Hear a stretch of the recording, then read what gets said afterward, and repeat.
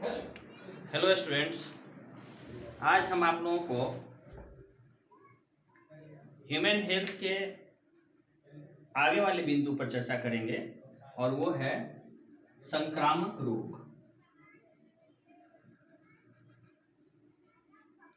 संक्रामक रोग यानी कि कम्युनिकेबल डिजीज, ऐसी बीमारियां जो एक व्यक्ति से दूसरे व्यक्ति में फैल जाती है, ऐसी बीमारियों को हम संक्रामक रोग कहते हैं।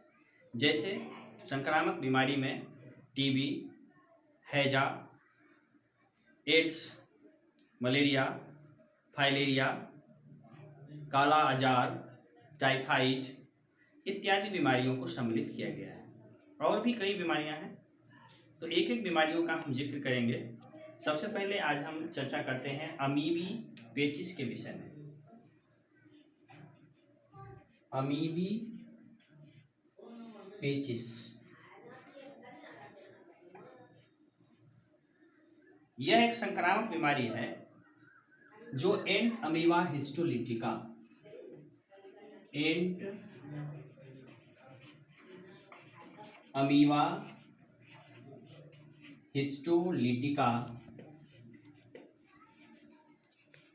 नामक परजीवी के माध्यम से फैलती है।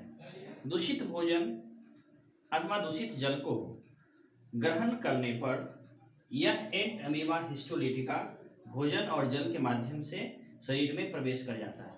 पेट में प्रवेश करने के बाद यह सबसे अधिक इन्फेक्शन पहुंचाता है आंतों को, और ये जो हमारा आंत है, इस आंत में जाकर के यह एक विशेष संक्रमण पैदा करता है जिससे पेट में दर्द होता है और व्यक्ति को रक्त के साथ, मल के साथ म्यूकस और रक्त शरीर से बाहर उत्सर्जित होते हैं। इस बीमारी में मुख्य रूप से साफ सफाई अर्थात व्यक्तिगत स्वच्छता और सामुदायिक स्वच्छता का ध्यान रखना चाहिए।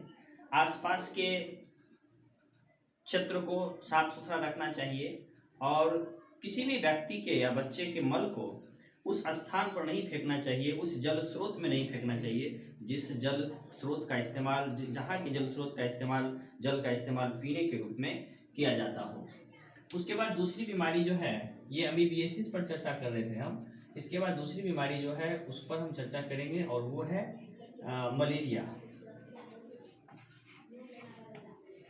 मलेरिया यह बहुत ही संक्रामक बीमारी है और आप जानते होंगे कि यह बीमारी मच्छरों के काटने से फैलती है। एक मच्छर होता है एनोफिलीज मच्छर, एनोफिलीज मच्छर। इसका जो मादा होता है, फीमेल, इसके पास एक विशिष्ट कैपेसिटी होती है जिस कैपेसिटी के माध्यम से या जिसके कारण यह मच्छर मलेरिया परजीवी को ढोने का कार्य करता है। तो सबसे पहले हम जानेंगे कि मलेरिया परजीवी क्या होता है, परजीवी क्या होता है, पैरासाइट किसको कहते हैं, पहले उसको समझ लेना जरूरी है। वैसा जीव जो किसी दूसरे जीव पर डायरेक्टली या इनडायरेक्टली, प्रत्यक्ष रूप से अथवा अप्रत्यक्ष रूप से निर्भर होता हो भोजन एवं आवास के लिए, और निर्भर हो तो हो, साथ ही उस शरीर पर नुकसान पहुंचाता हो, उस शरीर को हानि पहुंचाता हो, तो इसको हम कहते हैं परजीवी, पैरासाइट। जैसे अमीबा एक परजीवी है, जैसे फीता कृमि एक परजीवी है जिसको टेप वर्म कहते हैं, वह पेट में टेप वर्म पाया जाता है मनुष्यों में। और कुछ एक्सटर्नल परजीवी होते हैं जैसे कि हमारे सिर में पाए जाने वाले जूं, या फिर मान लीजिए कि पशुओं के शरीर पर, पालतू पशुओं गाय भैंस के शरीर पर पाए जाने वाले छोटे छोटे कीड़े टाइप के होते हैं, उसको हम कहते हैं कि ये परजीवी हैं। उसी प्रकार से मलेरिया को फैलाने वाला भी मलेरिया परजीवी होता है, इसको हम कहेंगे मलेरिया परजीवी। मलेरिया परजीवी का मतलब होता है मलेरिया पैरासाइट। मलेरिया पैरासाइट,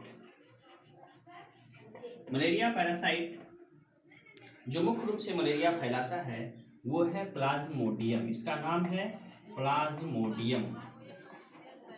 तो प्लाज्मोडियम 4 प्रकार के होते हैं। सबसे पहला है प्लाज्मोडियम वाइवेक्स। दूसरा है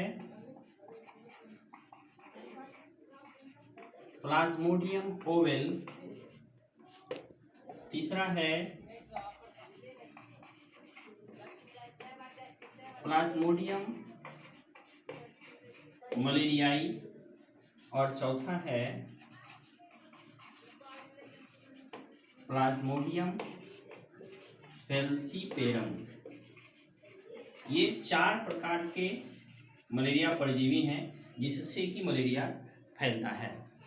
ये चारों प्रकार के मलेरिया परजीवी जो मलेरिया पैरासाइट होते हैं, ये अलग अलग तरह के मलेरिया के लिए रिस्पॉन्सिबल हैं। मलेरिया रोग का जो सबसे प्राथमिक लक्षण है वह है कंप कंपी के साथ तेज बुखार, और वह भी बुखार एक निश्चित समय अंतराल पर। यानी कि अगर मान लीजिए कि आपको आज 4:41 पर या 45 पर बुखार आया हो, तो संभावना है कि कल भी इसी समय में बुखार आता है और तेज ज्वर आने से पहले कंप कंपी आरंभ हो जाती है, और फिर स्प्लीन के आकार में वृद्धि हो जाती है, कमजोरी, वजन में कमी, ये सब इसके महत्वपूर्ण लक्षण हैं। अब अगर किसी व्यक्ति को मलेरिया हो जाए तो इसके लिए जो एक दवा है वह है कुनैन। मलेरिया की जो दवा है वह है कुनैन। सिनकोना वृक्ष की छाल से कुनैन नामक दवा का निर्माण किया जाता है, और एक नेशनल ड्रग इंस्टीट्यूट लखनऊ के कुछ वैज्ञानिकों ने अर्टिमिसिया नामक पेड़ से ऑर्टीथर नामक पौधा बनाया है, ऑर्टीथर नामक दवा बनाया है, जिसका उपयोग मलेरिया रोग के उपचार के लिए किया जाता है। अब प्रश्न यह उठता है कि ऐसा क्या करें जिससे कि मलेरिया नहीं हो। तो मलेरिया नहीं हो इसके लिए सबसे ठोस कदम है, सबसे बड़ा कदम है, वह है कि मच्छरों को विनष्ट करना और किसी प्रकार से मच्छरों से बचना, जैसे मच्छरदानी का उपयोग करना या मच्छर निरोधक क्रीम का इस्तेमाल करना, या फिर जैसे कि बहुत सारे उपकरण आजकल मार्केट में आ गए, जैसे गुड नाइट जलाना या फिर मैक्सो जलाना। ये सारी चीज़ें जो हैं किसी प्रकार से मच्छर को रोकना है। सामुदायिक और व्यक्तिगत स्वच्छता पर ध्यान रखना यह आवश्यक है। मलेरिया रोग का कोई टीका का आविष्कार अभी तक नहीं हो पाया। तो इस लेसन में, इस वीडियो में हम लोगों ने पढ़ा अमीबी पेचिस के बारे में और मलेरिया के बारे में। इसके बाद वाले वीडियो में हम पढ़ेंगे टीबी के बारे में और अन्य बीमारियों के विषय में पढ़ेंगे। तो आप बने रहिए हमारे चैनल पर, और